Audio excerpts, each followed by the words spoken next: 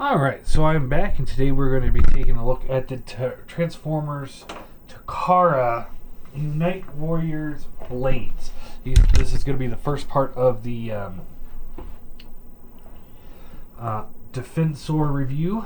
So here he is in his bot mode. Really, looks really good, I will say. Got some good paint going on here. Got the Autobot logo on his chest. Nice blue paint for the face, nice blue eyes, silver paint. You get some gunmetal paint here, white paint, which is always really hard to do on this red plastic here and here. Done really well, looks good.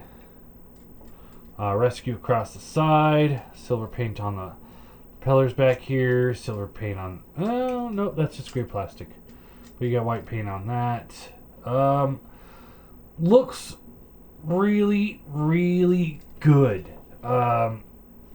It looks good. I really like this.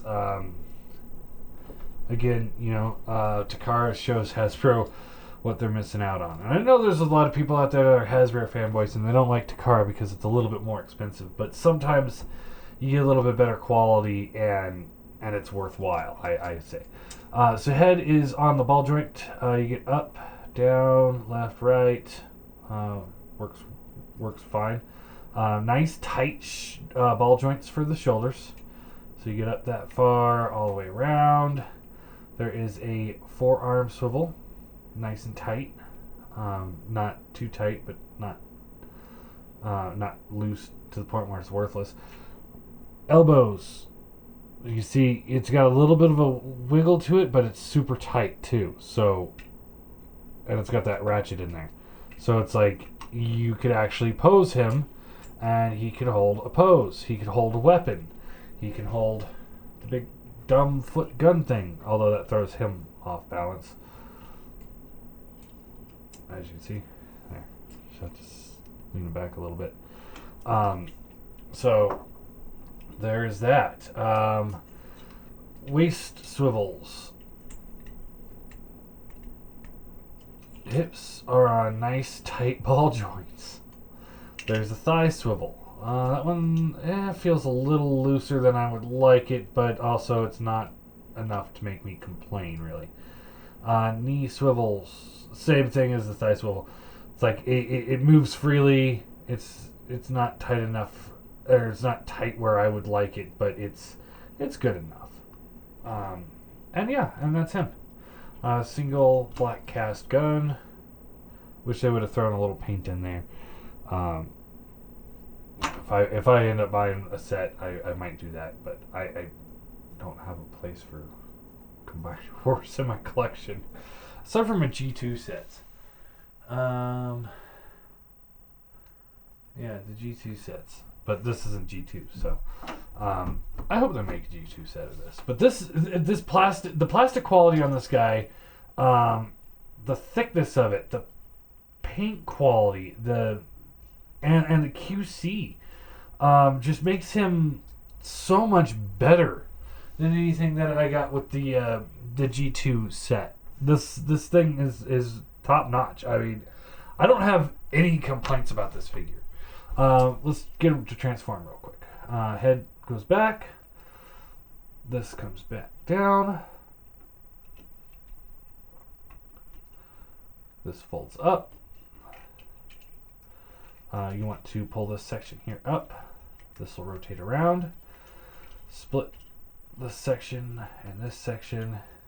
Goes back. And then there's a little slot there that this will tab into. Like so. This will come back. Just tap together.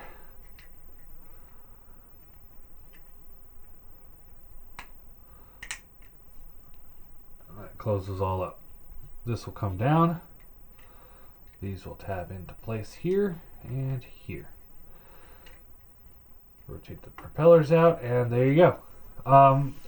Yeah, somebody told me not too long ago that these missile pods on him would be more like those foam missiles that launch down on a wildfire, and they shoot out those extinguishing foam. So okay, I can understand that. It makes it feel a lot better than it did before. Propeller moves just fine. It's a little wobbly, but I think that's true of all of them. I know I complained about it with Vortex, and somebody said that all of them have it, so I guess, whatever. You get the molded and landing gear. Again, the paint done really well. Looks good. No complaints. No complaints at all. So getting back into bot mode. This will fold back. There's little slots here and here, and tabs here and here. So just tab those in, just like that. Untab the arms. Pull this up. You want to split the legs. Flip these little bits here up, and then you can take these sections here and this section here, and then the whole assembly accordions out. Just like so, and this rotates forward. And I know you guys are waiting for Groove, but I'll have the Groove review up soon. I want to do I want to do the ones we've already seen before and save the best for last, and then we'll do combine mode. And I do mean that too. So yeah, there you go. There he is in his bot mode. Plug his gun back in. We'll do size comparisons here. We'll do like I've been doing with the full sets. I'll do size comparison here. And then I won't do size comparison on the rest of them until I get the whole team together, and then I'll do more size comparison. And he comes with this thing. So here he is with Classic Seeker. So he's a little bit taller than the Seeker. I don't like that. I don't think that works. Here he is with the Legends. That looks alright. Here he is with Prime. That looks okay. And just to prove my point over and over again that the Constructicons do not belong in Combiner Wars. Here is Scrapper, who towers over him. Yeah, that doesn't work well with me. Not at all. And I got him sitting right here. And here he is with TFC's Scrapper. So I think if one were to choose, I'd pick this guy, because I think being a little bit taller than the rest of them is fine, because then that makes him shorter than the big bot, and then it all kind of works together. But not being massively taller than the other one. So these guys are more rivaling Hotspot size. We'll do Hotspot soon, and I'll show it off all of this off here. I just don't think the Combiner Wars Devastator is a good Combiner Wars figure, because I don't think it fits with the rest of the characters. But that's just me. So anyway, there is what was his name? Blades. I almost forgot his name. There's Blades. Pretty good. I'm gonna give him a 9 out of 10. And I can't think of any reason why not to give him a 10. I just don't feel comfortable giving him a 10. But I'm gonna give him a 9 out of 10. Takara again shows you is showing Hasbro, how to paint these figures, how to use higher quality plastics, and how to have quality control. Quality control is a huge thing. I bitch about Combiner Wars a lot. I say mold degradation all over the place. Maybe they are suffering from mold degradation. Maybe they're not. Either way, if they're not suffering from mold degradation, then it's quality control. The quality control is absolutely horrible on some of the Hasbro ones. This particular figure, I have no issues with. There's no quality control issues here. Zero. This is a perfect product. I mean, when it comes to what it is.